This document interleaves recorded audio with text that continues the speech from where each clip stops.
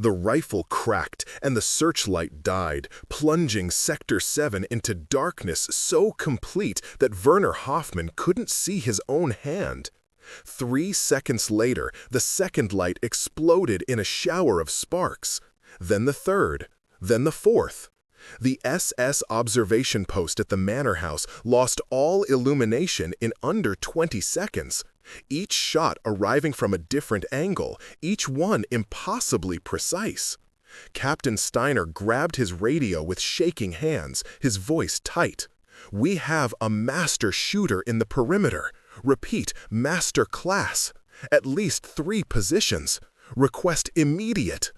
The radio antenna snapped off its mount, the bullet passing so close to Steiner's head that he felt the air displacement. When dawn came 6 hours later, 14 of his best marksmen would be dead, and the only prisoner they'd capture would be a 73-year-old Polish farmer named Alexei Kowalski, who could barely lift his own rifle without his hands trembling. Wait, before the next revelation happens? If this story has already pulled you into the battlefield, tell us where you're watching from. To make sure you don't miss any forgotten acts of courage or impossible inventions, subscribe and join our front line of history. The mission's just getting started. Now, back to the scene. 24 hours earlier, Alexei Kowalski had been nobody. Less than nobody. He'd been the joke that kept the rest of them from going insane. The resistance cell operating in the forests outside Poznan in October 1944 numbered 43 souls, most of them young men and women who'd fled the liquidation of the city's underground networks. They had enthusiasm, courage, and a burning hatred for the occupation. What they didn't have was patience for a man who'd lived through both world wars and moved like he was carrying the weight of all those years in his bones. "Here comes the hero," Marek had said that morning, watching Alexei shuffle toward the firing range they'd established in a small clearing. At 22, Marek was their best shot, trained by a former Polish army sergeant before the sergeant died in a German ambush. "Come to show us how they did it in the old days, with muskets?" The laughter had been good-natured enough, but Alexei heard the edge underneath. In a resistance cell, everyone needed to pull their weight. Dead weight got people killed. He'd arrived at their camp 3 weeks ago, claiming to be a hunter and forester who knew the terrain. Commander Novak had been skeptical, but desperate.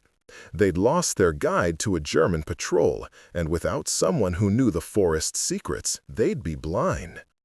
Alexei knew the land, certainly. He could find water, identify edible plants, and predict weather changes by the smell of the air. But when they'd handed him a rifle for guard duty, he'd needed both hands to hold it steady, and even then, the barrel wavered. "Arthritis," he'd explained simply, holding up his gnarled fingers. "The cold makes it worse." "Then what good are you in a firefight?" Tomasz had asked. At 19, he was the youngest among them, barely old enough to shave, but he'd killed 3 German soldiers in the defense of his village. "If the SS come, you'll what, throw acorns at them?" Alexei had just smiled his quiet smile and said nothing. He'd learned long ago that some arguments weren't worth having. Let them think him useless. Let them think him weak. The forest had taught him that the most dangerous creatures were often the ones that appeared harmless. But Commander Novak needed marksmen, and that morning she'd insisted everyone demonstrate their shooting abilities. New German patrols were increasing in the area, more aggressive and better equipped than before. The intelligence from their contacts in Poznan suggested something big was coming, a major operation, perhaps a sweep to clear the forests of partisan activity before winter set in. When that happened, accurate fire might mean the difference between survival and annihilation. "Kowalski," Novak had said, her voice businesslike but not unkind. She was 31, a former schoolteacher who'd lost her entire family in the bombardment of Warsaw. Leadership had been thrust upon her by circumstance and the deaths of everyone above her in the command chain. 5 shots at the targets. We need to know what everyone can do. The targets were crude, wood planks with rough circles painted in charcoal, set at distances ranging from 100 to 300 meters. Marek had already put 4 bullets in the center of the furthest target and 1 just a finger width outside. He stood with his arms crossed, wearing the satisfied expression of someone who knew he was the best and wanted everyone else to know it too. Alexei approached the firing line slowly.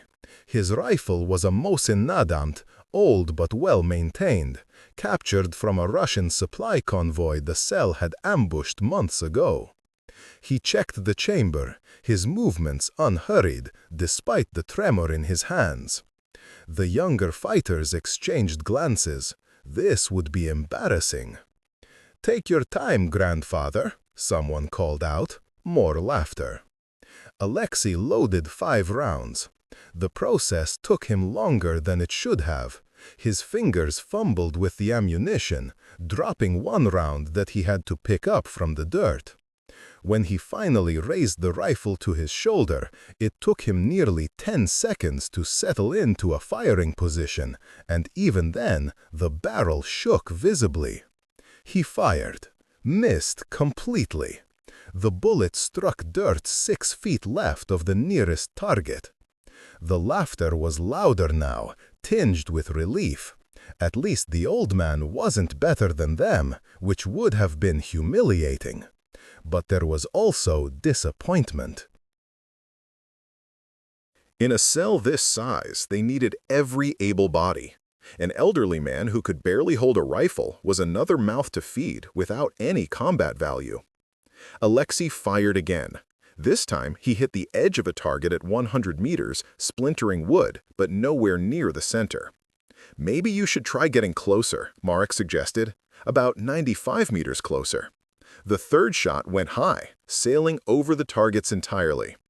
Commander Nowak's face was carefully neutral, but Alexei could read the calculation behind her eyes.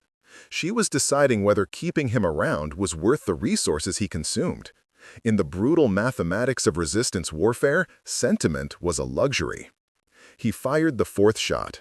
It punched through the corner of the 300-meter target, a better result, but still unimpressive.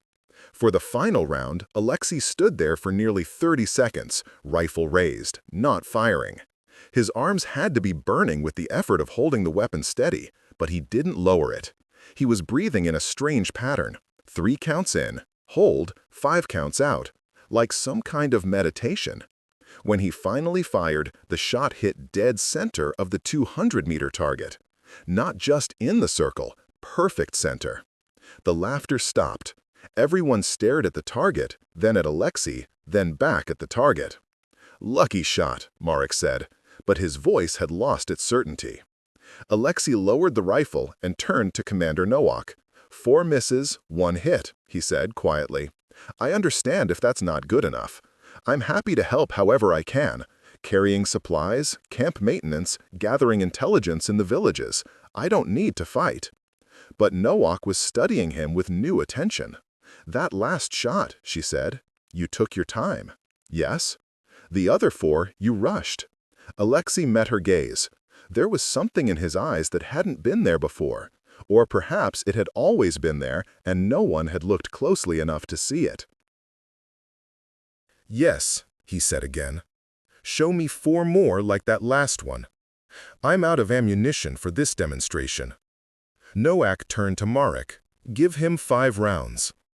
Marek's jaw tightened, but he complied, pulling bullets from his pouch and handing them over with clear reluctance. Alexei loaded them with the same fumbling slowness, and when he raised the rifle again, it shook just as badly. But then he breathed. 3 counts in, hold, 5 counts out. The first shot obliterated the center of the 100-meter target. The second struck dead center at 150. The third hit the 300-meter target so precisely that it went through the same hole as Marek's best shot, splitting it wider. The fourth and fifth shots alternated between 200 and 250 meters, each one perfect. The silence in the clearing was total. Alexei lowered the rifle and handed it back toward the ammunition bearer, but his hands were shaking so badly now that he nearly dropped it. Tomasz caught it reflexively. "I can do one, maybe two good shots in a situation," Alexei said matter-of-factly. "After that, my hands are useless for several minutes, possibly longer. It's not reliable for combat. That's why I didn't volunteer as a marksman." Commander Nowak was quiet for a long moment. "How long have you been shooting?" "My father taught me when I was 7. That was 1878. Someone did the math audibly. "That's 66 years. "I served in the Russian army during the Great War," Alexei continued, his voice still soft, conversational. "I was a sniper in the forests of East Prussia. Before that, I hunted game to feed my family. After the war, I continued hunting. I know how to shoot when it matters. But your hands make it impossible to shoot quickly or repeatedly," Alexei finished. "In a firefight, I'd be useless. Someone like Marek is worth 10 of me in that situation. But if you need a single shot, one target, one opportunity, one bullet, I can probably deliver it. Once. Maybe twice if I'm lucky." Marek had recovered his composure. "This proves nothing. Shooting at static targets with all the time in the world is different from shooting at Germans who are shooting back. No offense, old man, but in a real situation, you'd fall apart." Alexei considered this. "You're probably right," he said. But Commander Nowak was thinking. A plan was forming behind her eyes, the kind of dangerous, desperate plan that resistance commanders developed when conventional options were exhausted. "Tell me," she said slowly, "if you had to shoot a German officer at 300 meters in the dark with a single bullet, could you do it?" "Depends on the circumstances." "Under what circumstances could you do it?" "If I was calm, if I wasn't rushed, if I had time to measure the wind and account for bullet drop, if I had a good rest for the rifle, if the target was illuminated enough to see clearly." He paused. "And if my hands hadn't done any strenuous work for at least an hour beforehand." "That's a lot of conditions." "Yes." Nowak looked at the perforated targets, then at her small command. They were running out of time and options. The intelligence reports were unanimous. Something was coming. A hammer was about to fall. And when it did, their little cell would be crushed unless they could strike first, hard enough and precisely enough to make the Germans hesitate. "Tell me," she said slowly, "if you had to shoot a German officer at 300 meters in the dark with a single bullet, could you do it?" "Depends on the circumstances." "Under what circumstances could you do it?" "If I was calm, if I wasn't rushed, if I had time to measure the wind and account for bullet drop, if I had a good rest for the rifle, if the target was illuminated enough to see clearly." He paused. "And if my hands hadn't done any strenuous work for at least an hour beforehand." "That's a lot of conditions." "Yes." Nowak looked at the perforated targets, then at her small command. They were running out of time and options. The intelligence reports were unanimous. Something was coming. A hammer was about to fall, and when it did, their little cell would be crushed unless they could strike first, hard enough and precisely enough to make the Germans hesitate. "How do you feel about suicide missions?" she asked. Alexei's smile was sad and knowing.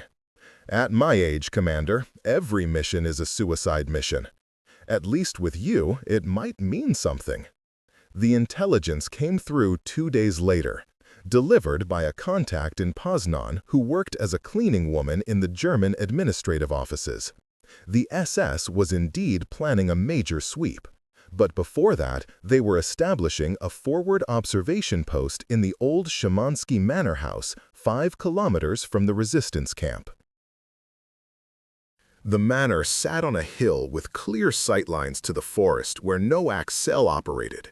With proper observation equipment and a garrison of troops, the Germans could spot any resistance movement and call in overwhelming force. The post was scheduled to become operational in 72 hours. 25 SS troops would garrison there, including a signals unit, a heavy weapons team, and, critically, a sniper section. 6 trained marksmen who would make any daylight movement by the resistance impossible. "We have to hit it before they're fully established," Noak told her leadership council that evening. They met in the largest dugout shelter, lit by a single oil lamp that cast dancing shadows on the earthen walls. "Once those observation posts are active and networked together, they'll squeeze us from all sides. We'll be fighting blind while they watch our every move." "A direct assault would be suicide," said Henrik, their explosives expert. He was 40, a coal miner before the war, with hands that could defuse a bomb or strangle a man with equal efficiency. 25 SS troops in a fortified position? We'd need 50 fighters to have a chance, and we'd lose half of them. We have 43. "Then we don't assault," Noak said. "We assassinate." She unrolled a hand-drawn map of the manor and its grounds. The intelligence was good. Their contact had obtained architectural plans from the municipal office before fleeing the city. The manor house was stone, 3 stories, with clear fields of fire in all directions. The SS had already installed searchlights and machine gun nests, but they hadn't completed the wire yet, and the full garrison wasn't expected until the day before activation. "Currently, there's a preparation detail of 30 men," Noak continued. "Mostly engineers and signals personnel, with a light security element. But tomorrow night, the sniper section arrives. 6 marksmen from the SS Totenkopf division, veterans from the Eastern Front. Once they're in position, approaching the manor will become exponentially harder." "So we hit tomorrow night," Marek said, "before the snipers arrive." No. Noak's finger traced a line on the map. "We hit tomorrow night because the snipers arrive. We kill them while they sleep." The silence was heavy. Everyone understood the implications. The SS would respond to an attack on their personnel with overwhelming brutality. Villages would be burned. Hostages would be executed. And the resistance cell would become the target of a manhunt that wouldn't stop until they were dead or captured. "If we do nothing, we die slowly," Noak said quietly. "If we strike, we die quickly. But we might take enough of them with us that someone, somewhere, remembers we fought." "How?" Tomas asked. His young face was pale but determined. "How do we kill 6 trained snipers in a fortified position?" Noak looked at Alexei, who'd been sitting silently in the corner, whittling a piece of wood with a small knife. "We send in someone they won't see coming. Someone who can kill from a distance they won't anticipate. Someone who only needs 1 bullet per target." Every head turned toward the old man. Marek started to object. "You can't be serious. He can barely." "I can get 2, maybe 3, before they realize what's happening," Alexei interrupted, still focused on his whittling. "After that, I'd need help." "What kind of help?" Noak asked. "Chaos, confusion. Make them think they're surrounded, under attack from multiple directions. Keep them focused everywhere else where I actually am. Give me time to breathe between shots, let my hands settle, and I can keep working." "For how long?" Alexei set down his knife and looked up. In the lamplight, his face was all planes and shadows, carved by decades of hardship into something weathered but unbreakable. "Until my ammunition runs out, my position is compromised, or my hands give out entirely. Whichever comes first." "That's not a plan," Marek protested. "That's a death sentence." "Yes," Alexei agreed, But I'm old, and I'm slow, and I'm not much use in the new world you're all fighting to build. In the old world, I was a hunter. I know how to be patient, how to read wind and shadow, and how to make one shot count. If I can give you a chance by drawing their attention and removing their long-range capability, then my death has meaning. Otherwise, I'm just waiting to die slowly of cold and arthritis in a hole in the ground." Nowak studied him for a long moment. "You understand there's no extraction plan. Once you start shooting, you'll be alone." "I've always been alone, Commander. At least this way, I'll be alone doing something useful." The plan they developed over the next 18 hours was audacious, bordering on insane. Alexei would infiltrate the manor grounds in the darkness before dawn when the SS guard rotation was at its most tired and inattentive. He'd position himself in the old groundskeeper's cottage, a stone building 200 meters from the manor house that had been abandoned but not demolished. From there, he'd have sightlines to the manor's eastern and southern approaches. The sniper section was expected to arrive at 0300 hours, entering through the southern gate. Their initial briefing would be in the manor's first-floor command room, visible through large windows that faced south. If Alexei could eliminate them during or immediately after that briefing, the resistance cell could then launch a diversionary attack from the north, making the SS think they were facing a major assault. "In the confusion, we fade into the forest," Nowak explained. "We don't try to hold ground. We hit them, make them scared, and disappear. But without their sniper overwatch, we'll have a chance to relocate before they can organize a proper hunt." "And Kowalski?" Tomas asked quietly. No one answered. They all knew that part of the plan was written in invisible ink. Alexei spent the final day preparing with the methodical care of someone who'd done this before, long ago, in another war. He cleaned his rifle until it gleamed, checked every mechanism, and test-fired 2 rounds to ensure zero drift. He selected 40 cartridges, examining each one for defects, then loaded them into stripper clips. He wrapped his hands in thin cotton strips to provide warmth and slight compression for his joints. He ate a heavy meal of bread, preserved meat, and cold tea, knowing it might be his last. As dusk approached, he sat alone outside the dugout, watching the sun sink below the tree line. Tomas found him there. "You don't have to do this," the young man said, sitting down uninvited. "We could find another way." "There is no other way. You know that." "I mean, you could just leave, slip away tonight. No one would blame you. You've already lived a full life. You don't owe us anything." Alexei was quiet for a moment, still watching the sunset. "When I was your age," he said finally, "I watched the world burn once. An entire generation destroyed in the mud and wire and gas of the Great War. We told ourselves it would be the last time, the war to end all wars. But we were wrong. The world remembered how to hate faster than it remembered how to love." He turned to look at Tomas directly. "You're fighting so that maybe, when this is over, people can build something better. I'm too old to see that world, but I can still help dig its foundation. Even if the only tool I have left is an old rifle and shaking hands. That's not much of a legacy." "No," Alexei agreed, "but it's mine." At 2200 hours, they moved out.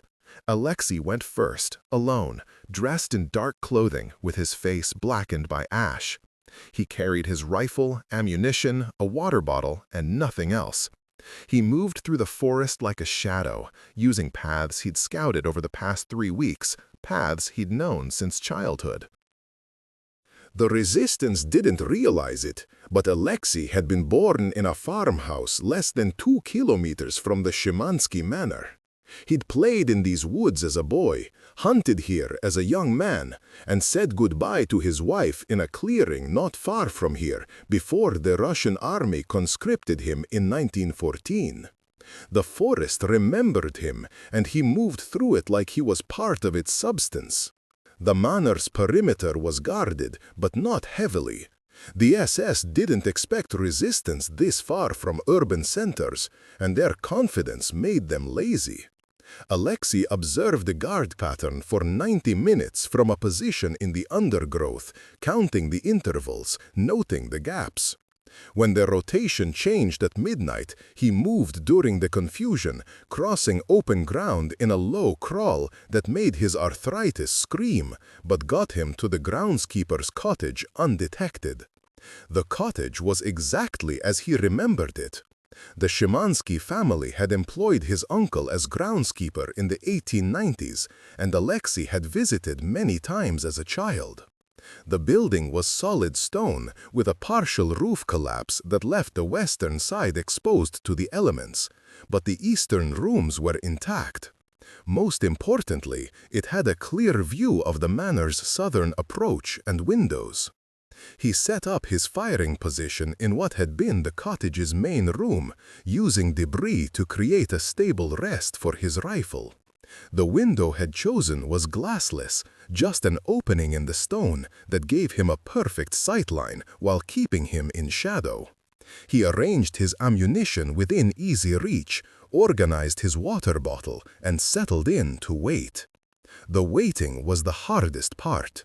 Not the danger, he'd made peace with that. Not the cold, he'd endured worse in East Prussia. It was the silence, the solitude, the way time moved differently when you knew you were living your last hours. He thought about his wife, dead 20 years now. He thought about his son, killed in the defense of Warsaw in 1939. He thought about all the small moments of his 73 years that had led him to this ruined cottage with a rifle in his hands. He thought about whether it mattered. At 0255 hours, he heard engines. 2 trucks approached from the south, their headlights cutting through the darkness. They stopped at the manor's southern gate, and SS troops emerged. 12 men in total. Alexei couldn't see their insignia clearly at this distance, but their movements had the confidence of trained specialists. The sniper section. They entered the manor, escorted by the security detail. Lights appeared in the first-floor command room. Through his rifle scope, Alexei could see them clearly. 6 men in SS camouflage smocks, carrying long rifles and fitted cases. An officer gestured at a map on the wall, explaining something. The snipers listened, nodding occasionally, professional and focused. These were not conscripts or occupation troops. These were hunters like him, men who understood patience and precision. They would not be easy to kill. Alexei settled his breathing. 3 counts in, hold, 5 counts out. His hands were shaking badly. The cold, the tension, the age. He'd need to time this perfectly. The first shot had to be instant and certain before anyone could react. After that, chaos would be his only ally. He selected his first target, the officer briefing them. Remove the leader, create confusion. He wrapped his finger around the trigger, applied pressure slowly, felt the resistance point. The rifle was aimed at the officer's center mass, visible through the window, illuminated perfectly by the room's electric lights. An easy shot for any decent marksman. But Alexei's hands were shaking. He breathed, waited for the moment between heartbeats, the space where the body was perfectly still. Squeezed. The window shattered. The officer's head snapped back, and he collapsed. For one frozen instant, everyone in the room stood perfectly still, not understanding what had happened. Then they moved. Alexei was already tracking his second target, one of the snipers near the window, reaching for his rifle case. The shot took him in the chest as he turned. The body spun and fell. The lights went out. Someone had killed the power. Alexei smiled grimly. Good thinking, but it wouldn't help. He'd expected this. His third target wasn't a person. It was the searchlight on the manor's southeast corner, currently dark, but about to be activated. He fired, and the light exploded before it could illuminate anything. Then the second searchlight, the third, the fourth. Each shot came from a slightly different position as he shifted in the cottage, making it seem like multiple shooters. Each shot arrived before the Germans could get the light operational. Now they were blind, just like him. The manor erupted in chaos. Troops poured out of the building, shouting contradictory orders. Someone fired a machine gun burst into the darkness, hitting nothing. A flare shot up, bathing the grounds in sickly red light. But Alexei had already shifted to the cottage's opposite side, hidden in shadow. He counted. 4 lights destroyed. 2 targets down. 1 officer, 1 sniper. That left 5 snipers alive, plus however many security troops. His hands were shaking worse now, the recoil and effort compounding his arthritis. He needed time. On cue, the resistance cell opened fire from the forest to the north. Not a full assault, just enough weapons to sound like a coordinated attack. Mortars began falling, improvised shells that Henrik had prepared, landing near the manor's northern wall. Not particularly accurate, but effective for creating panic. The SS troops pivoted toward the new threat. The security element formed up, preparing to repel an assault from the north. In the confusion, no one was watching the southern approach. Alexei targeted the manor's radio antenna, barely visible against the dark sky. The shot severed it cleanly, cutting their communications. Now they couldn't call for reinforcements or coordinate with other posts. A voice cut through the chaos, speaking German with the sharp authority of command. Sector coverage, snipers to elevated positions, machine guns to northern emplacements. Captain Steiner, the observation post commander. Alexei couldn't see him, but he recognized leadership when he heard it. Someone was taking control, organizing the defense. That was dangerous. Chaos was his ally. Discipline was his enemy. He waited, watching. The remaining snipers would be moving to elevated positions, the manor's second and third floor windows, possibly the roof. They'd be scanning for muzzle flashes, listening for reports, and they'd be good. These were men who'd survived the Eastern Front, which meant they were skilled, experienced, and ruthless. A shadow moved past a second-floor window, too quick for a clean shot. Another shadow, third floor, pausing at a window. Alexei tracked it, compensated for the slight updraft he felt on his face, adjusted for the 200-meter range. Fired. The shadow jerked and disappeared. Whether it was a kill or just a wound, he couldn't tell, but the man was out of action. Return fire came immediately. 3 shots in rapid succession that chewed up the cottage wall above his head, spraying him with stone fragments. They'd spotted his muzzle flash. He rolled away from the window, relocated to the cottage's collapsed western side. His hands were trembling uncontrollably now. He'd fired 6 shots, and each one had taken its toll. He pressed his hands against his thighs, trying to warm them, trying to steady the shaking. The northern attack intensified. The resistance cell was giving everything they had, firing rifles and throwing grenades, making the SS think they faced a major assault. The diversionary attack was working, but it couldn't last. Nowak had 30 fighters against what was probably 50 or 60 Germans in and around the manor. Eventually, superior numbers and firepower would tell. Alexei needed to keep working. He shifted to a new window, this one facing east. From here, he could see part of the manor's northern face, where SS troops were forming up to counter the resistance attack. They were organized now, moving with purpose, establishing firing positions. One figure stood out, an SS officer directing troops, using hand signals to coordinate machine gun placement. Not Steiner, someone else. A lieutenant, perhaps? Alexei tracked him. The range was close to 300 meters, the target was moving, and the only illumination was muzzle flashes and the dying glow of flares. Impossible shot. He took it anyway. The officer went down. Whether dead or wounded, Alexei didn't know, but the Germans' coordination faltered. Troops looked around uncertainly, not sure where the shot had come from or where their commander had gone. A machine gun opened up, tracers arcing toward the forest where the resistance cell was positioned. Then another gun joined in, creating a lethal crossfire. Alexei could hear screams even from this distance. The resistance was taking casualties. He needed to suppress those machine guns. The first gun was positioned behind sandbags on the manor's northern wall. The gunner was barely visible, just a shape behind the weapon. But the gun itself was clear enough. Alexei didn't shoot the gunner.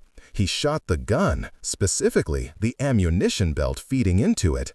The belt exploded as his bullet struck around, and the gun went silent. The gunner dove for cover, thinking he was taking direct fire. The second gun was harder. It was inside the manor, firing through a ground floor window. He couldn't see the gunner at all, but he could see the muzzle flash. He waited for the gun to fire again, marked its position, and sent a bullet through the window immediately after. The gun went silent. Whether he'd hit the gunner or just made them duck, he didn't know, but it bought time. 7 shots. 8. 9. His hands felt like they belonged to someone else now, numb and unresponsive. The cotton wrapping was soaked with sweat despite the cold. He could see the tremor even in the darkness. Movement on the manor's roof. A sniper was climbing up, using an exterior drain pipe. Once that man reached the rooftop, he'd have a commanding view of the entire area, including the cottage. Alexei tracked him as he climbed. It was a difficult shot, a moving target at an angle partially obscured by the manor's architecture.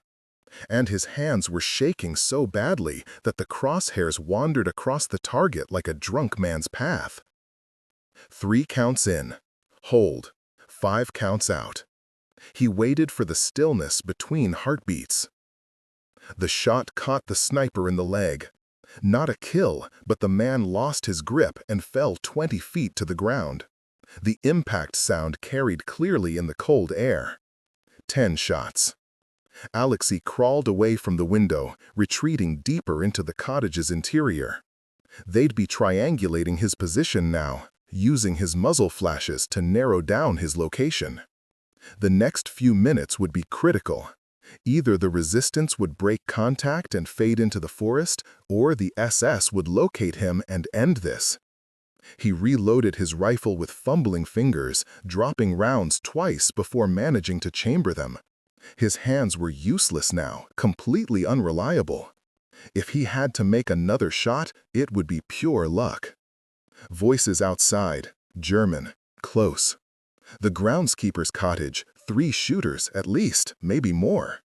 Well, flush them out, grenades first, then sweep. Alexei smiled in the darkness. 3 shooters. They thought he was multiple people. The misdirection had worked. He had perhaps 90 seconds before they reached the cottage.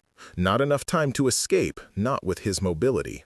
He could hear the resistance attack fading to the north. Nowak was pulling back. Mission accomplished.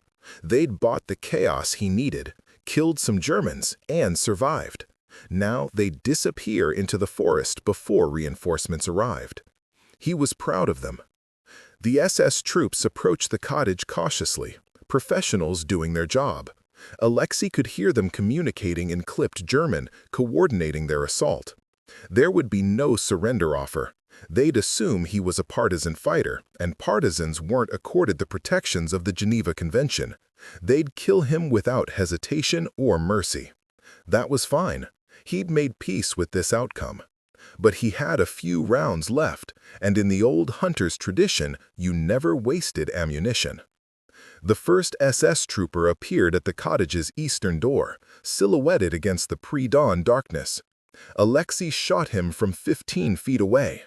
The second trooper dove for cover, and Alexei's next shot missed, hitting stone. Then the grenades came. The explosions were deafening in the confined space. Stone fragments and debris filled the air. Alexei felt something hit his shoulder, shrapnel probably, but the pain was distant, unimportant. His ears rang so badly he couldn't hear anything else. They came in shooting, multiple troops clearing the cottage with brutal efficiency. But in the smoke and dust, they didn't see Alexei immediately. He'd wedged himself into the corner behind a collapsed section of wall, covered in debris, looking like just another piece of rubble. He let them pass. When they'd moved deeper into the cottage, searching the other rooms, he crawled toward the eastern door. Every movement was agony. His shoulder wound was worse than he'd thought, and his legs barely responded. But he'd been crawling through forests for 70 years, and instinct carried him when strength failed. He made it outside into the pre-dawn darkness. The manor was still in chaos, troops running in multiple directions, shouting contradictory orders. No one noticed an old man crawling away from the cottage, moving like a wounded animal toward the tree line. He'd made it perhaps 30 meters when someone spotted him. "Dort, ein Kämpfer!" Shots cracked out. Alexei felt 2 impacts, his leg and his side. He collapsed, no longer able to crawl. But he'd reached a small depression in the ground, a natural fold in the earth that gave him partial cover, and his rifle was still in his hands. The SS troops approached cautiously. They'd been burned by underestimating this position, and they weren't taking chances.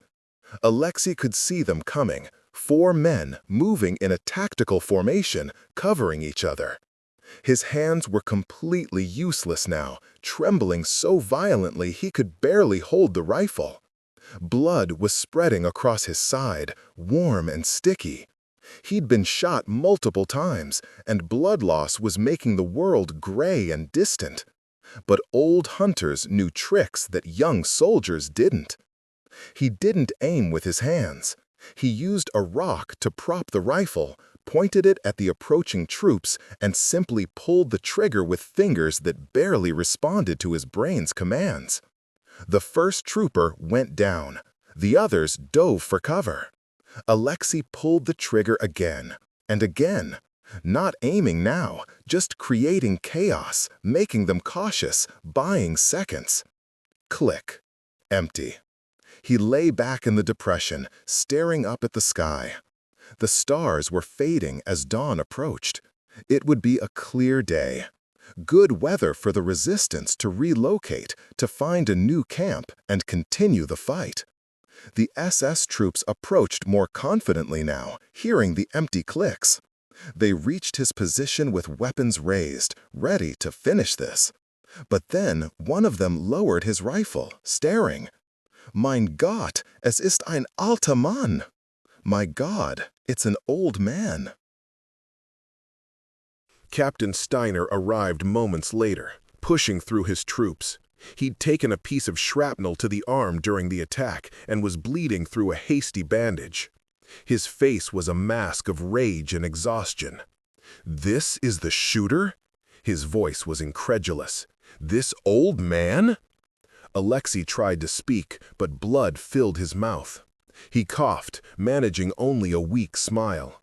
Steiner knelt beside him, studying his face in the growing light. "How many of you were there?" Alexei said nothing. "We counted shots from at least 4 positions. How many shooters?" Still nothing. "He can't answer," one of the troopers said. "He's dying." Steiner looked at the rifle lying beside Alexei, a simple Mosin Nagant, old but well-maintained. He looked at the old man's hands, wrapped in blood-soaked cotton, shaking uncontrollably even now.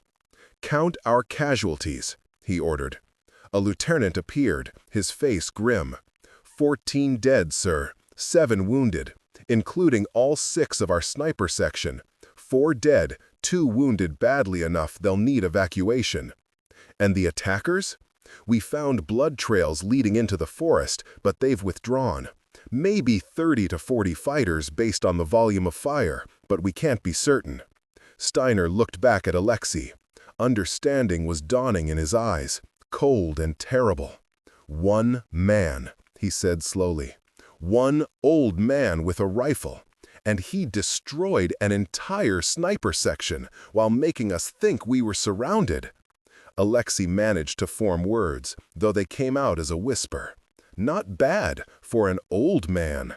Steiner stood up. For a long moment, he just looked down at the dying Polish farmer. Then he did something unexpected. He came to attention and gave a slight, formal nod, the kind of salute one professional soldier gives another. "Medic," he called. "Get this man whatever comfort we can provide." "Sir, he's a partisan." "I know what he is. Get the medic." But it was too late. Alexei Kowalski was looking at the sky, at the stars fading in the dawn light, and he was somewhere else. He was 7 years old, learning to shoot with his father in these same forests. He was 21 and terrified in the trenches of East Prussia. He was 40, teaching his son to hunt. He was 73 and impossibly tired. And finally, at peace. The last thing he saw was the sun breaking over the horizon, painting the world gold.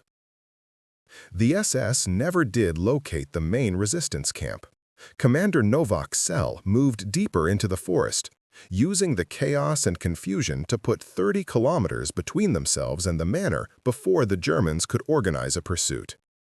The death of the sniper section and the loss of the observation post forced the SS to delay their operation by 2 weeks, giving other resistance cells time to relocate and adapt.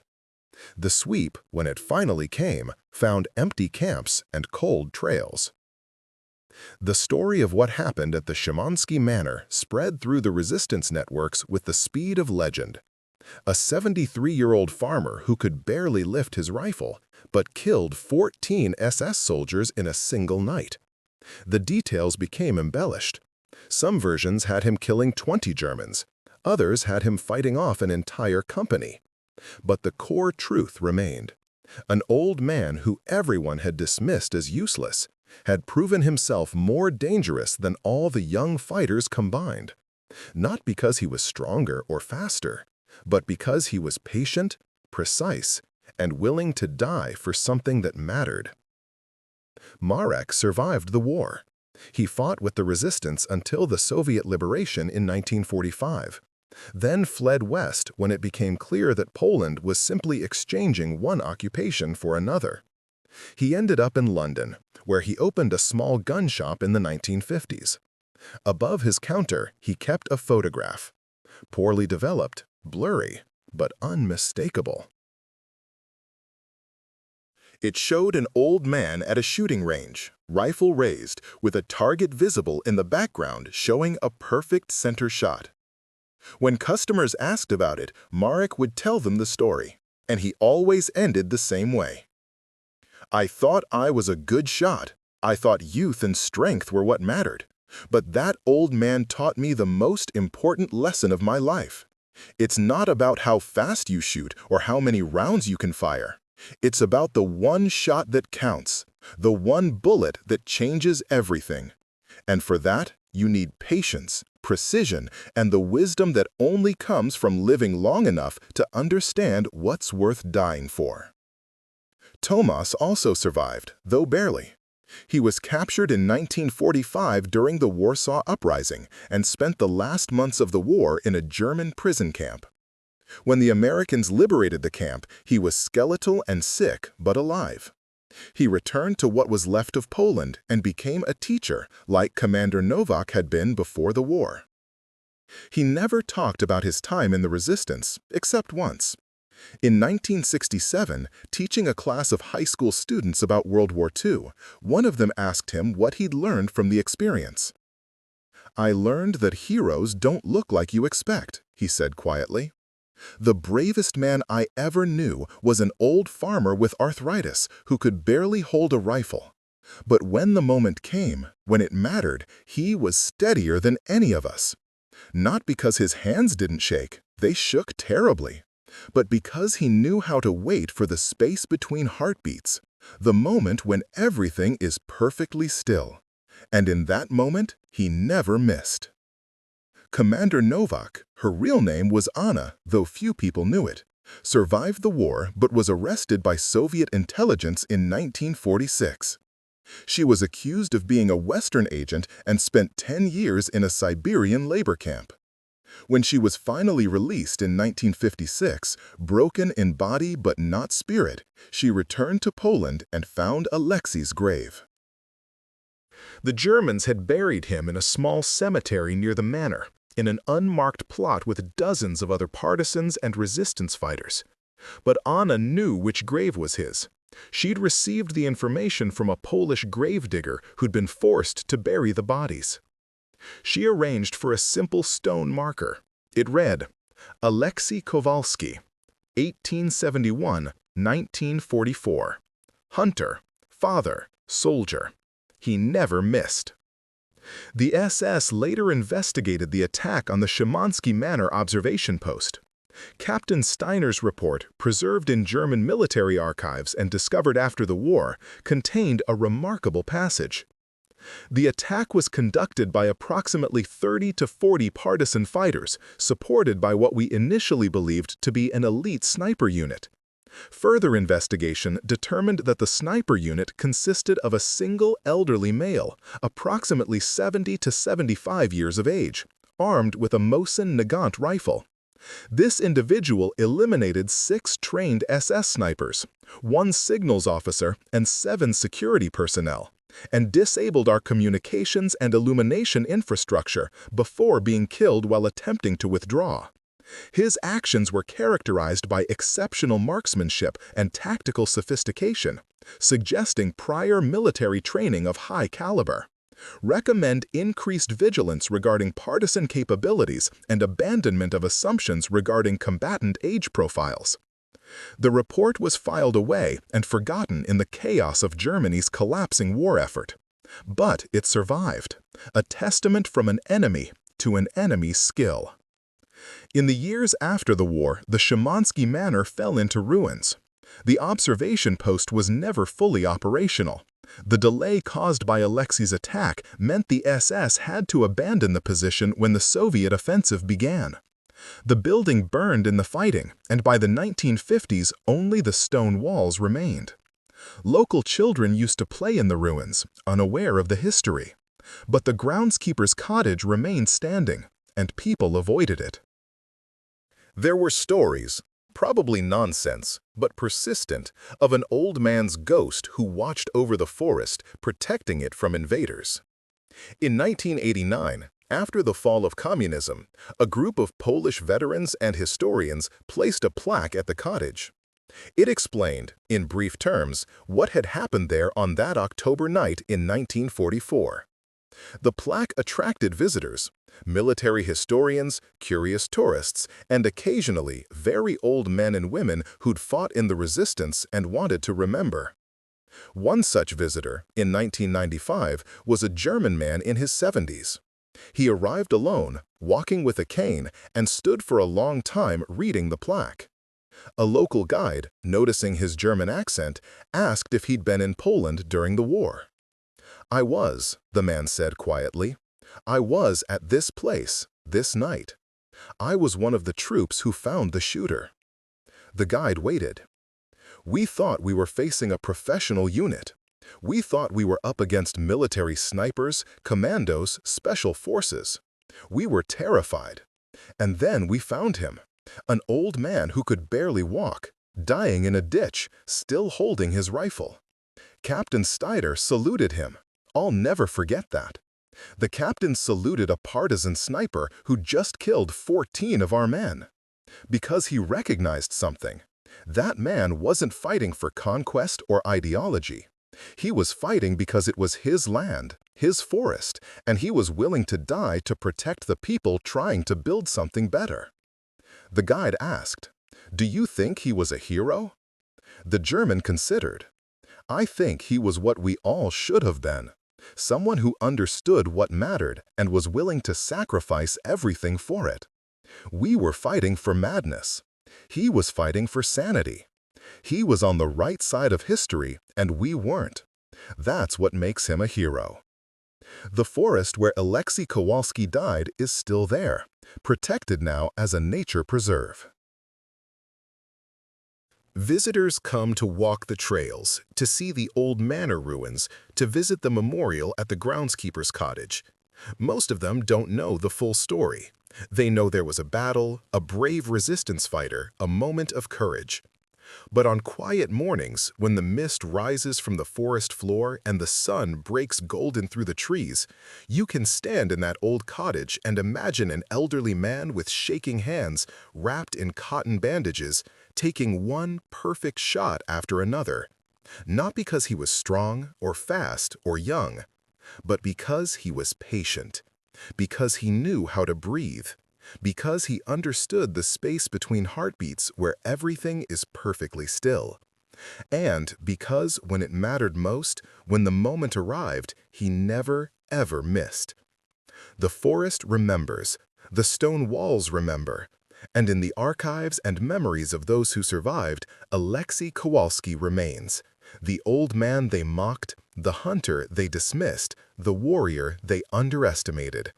The man who proved that one shot, placed perfectly, can change the course of history. The report was filed away and forgotten in the chaos of Germany's collapsing war effort, but it survived, a testament from an enemy to an enemy's skill. In the years after the war, the Szymanski Manor fell into ruins. The observation post was never fully operational. The delay caused by Alexei's attack meant the SS had to abandon the position when the Soviet offensive began. The building burned in the fighting, and by the 1950s, only the stone walls remained. Local children used to play in the ruins, unaware of the history. But the groundskeeper's cottage remained standing, and people avoided it. There were stories, probably nonsense, but persistent, of an old man's ghost who watched over the forest, protecting it from invaders. In 1989, after the fall of communism, a group of Polish veterans and historians placed a plaque at the cottage. It explained, in brief terms, what had happened there on that October night in 1944. The plaque attracted visitors, military historians, curious tourists, and occasionally very old men and women who'd fought in the resistance and wanted to remember. One such visitor, in 1995, was a German man in his 70s. He arrived alone, walking with a cane, and stood for a long time reading the plaque. A local guide, noticing his German accent, asked if he'd been in Poland during the war. "I was," the man said quietly. "I was at this place, this night. I was one of the troops who found the shooter." The guide waited. "We thought we were facing a professional unit. We thought we were up against military snipers, commandos, special forces. We were terrified. And then we found him, an old man who could barely walk, dying in a ditch, still holding his rifle. Captain Steiner saluted him. I'll never forget that. The captain saluted a partisan sniper who just killed 14 of our men. Because he recognized something. That man wasn't fighting for conquest or ideology. He was fighting because it was his land, his forest, and he was willing to die to protect the people trying to build something better." The guide asked, "Do you think he was a hero?" The German considered. "I think he was what we all should have been. Someone who understood what mattered and was willing to sacrifice everything for it. We were fighting for madness. He was fighting for sanity. He was on the right side of history, and we weren't. That's what makes him a hero." The forest where Alexei Kowalski died is still there, protected now as a nature preserve. Visitors come to walk the trails, to see the old manor ruins, to visit the memorial at the groundskeeper's cottage. Most of them don't know the full story. They know there was a battle, a brave resistance fighter, a moment of courage. But on quiet mornings, when the mist rises from the forest floor and the sun breaks golden through the trees, you can stand in that old cottage and imagine an elderly man with shaking hands, wrapped in cotton bandages, taking one perfect shot after another. Not because he was strong or fast or young, but because he was patient, because he knew how to breathe, because he understood the space between heartbeats where everything is perfectly still. And because when it mattered most, when the moment arrived, he never, ever missed. The forest remembers. The stone walls remember. And in the archives and memories of those who survived, Alexei Kowalski remains. The old man they mocked, the hunter they dismissed, the warrior they underestimated. The man who proved that one shot, placed perfectly, can change the course of history.